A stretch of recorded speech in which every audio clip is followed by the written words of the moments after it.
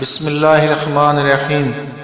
حضرت ابو ہریرہ رضی اللہ عنہ بیان کرتے ہیں، رسول اللہ صلی اللہ علیہ وسلم نے فرمایا، روز قیامت سب سے پہلے شہید کا فیصلہ سنایا جائے گا، اسے پیش کیا جائے گا تو اللہ اس سے اپنی نعمتیں یاد کرائے گا اور وہ ان کا اعتراف کرے گا۔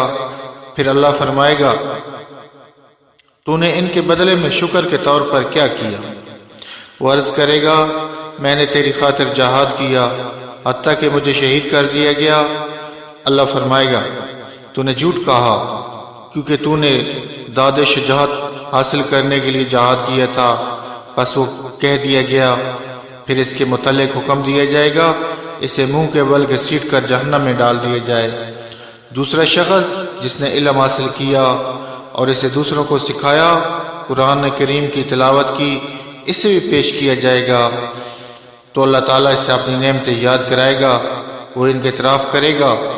اللہ پوچھے گا کہ تو نے ان کے بدلے میں کیا کیا؟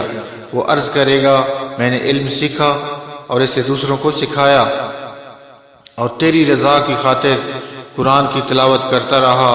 اللہ فرمائے گا، تو نے جھوٹ کہا، البتہ تو نے علم اس لیے حاصل کیا کہ تمہیں عالم کہا جائے گا، قرآن پڑھایا تاکہ تمہیں قاری کہا جائے، وہ کہہ دیا گیا۔ پھر اس کے متعلق حکم دیا جائے گا تو اس سے منہ کے بل گھسیٹ کر جہنم میں ڈال دیا جائے گا۔ اور تیسرا وہ شخص جسے اللہ تعالیٰ نے مال و زر کی جملہ اقسام سے خوب نوازا ہوگا، اسے پیش کیا جائے گا تو اللہ اسے اپنی نعمتیں یاد کرائے گا، وہ انہیں پہچان لے گا۔ تو اللہ پوچھے گا، تو نے ان کے بدلے میں کیا کیا؟ وہ عرض کرے گا، میں نے ان تمام مواقع پر جہاں خرچ کرنا تجھے پسند تھا خرچ کیا۔ اللہ فرمائے گا، تو نے جھوٹ کہا، تو نے تو اس لیے خرچ کیا کہ تجھے بڑا سخی کہا جائے گا، بس وہ کہہ دیا گیا۔